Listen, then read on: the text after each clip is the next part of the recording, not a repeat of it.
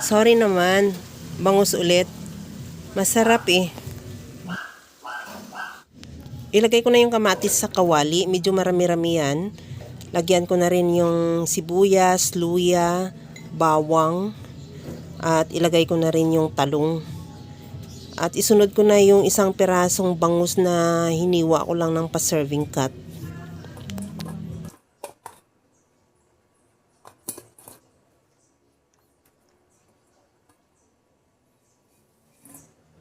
Timplahan ko na ng asin at paminta.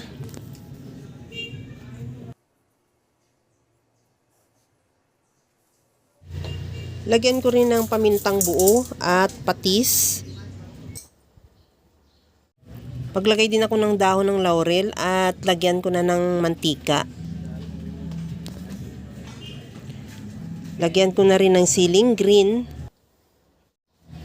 Maglagay na rin ako ng suka. Takpan ko yan at isimmer sa pinakamahinang apoy hanggang sa maluto yung isda.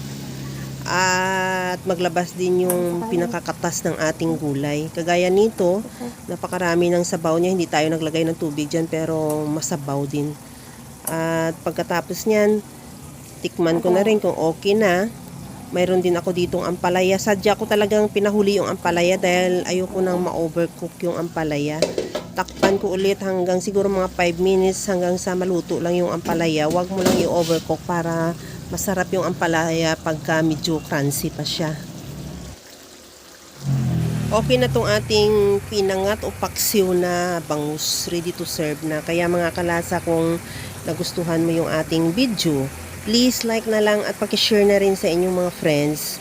At kung bago ka pa lang sa aking channel, subscribe na at i-click mo na rin ang bell button para sa mga notification.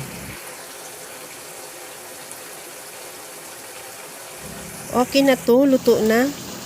Hanggang sa muli mga kalasa. Thank you for watching. Bye-bye!